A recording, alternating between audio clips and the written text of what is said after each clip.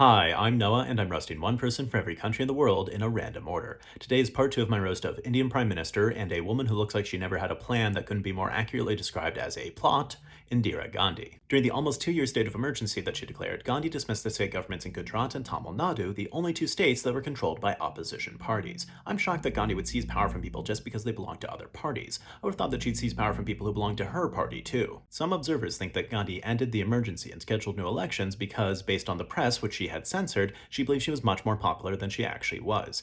It's hard to believe that someone would fall for their own propaganda like that, but on the other hand, it's hard to believe any reason that someone would think that they could rule as an authoritarian for 2 years and end up more popular. Another possible motive for scheduling the elections is that Gandhi may have thought by giving her opposition short notice they wouldn't be able to mount an effective campaign, but Gandhi's party lost nearly 200 seats, including Gandhi's own. Turns out it doesn't take a long time to spread the message of, hey, we're not Indira Gandhi. After losing, Gandhi formed a breakaway faction of her party, Congress, called Congress I, with the I standing for Indira. I think that took a lot of political courage, not going out on her own, but putting her party's greatest liability right there in the name. Gandhi returned to power in 1980, and in 1983, when a group of Sikh militants who advocated for greater autonomy for Punjab took up residence in the Golden Temple, the holiest site in Sikhism, Gandhi eventually resorted to assaulting the temple with tanks and artillery. One thing that Gandhi may not have understood, not being Sikh herself, is that in Sikhism it's actually considered really offensive to try to blow up their temple. As if the damage to the Golden Temple weren't bad enough, in the course of the offensive, known as Operation Blue Star, the army killed around 5,000 civilians, including women, children, and a large number of religious pilgrims who were visiting the temple. Gandhi defied sexism her whole career. For instance, with Operation Blue Star, she defied the sexist myth that as a woman, she'd want to avoid killing children. Alright, please consider donating to help the family that I sponsor in Gaza. If you'd like to support me or watch bonus videos, please check out my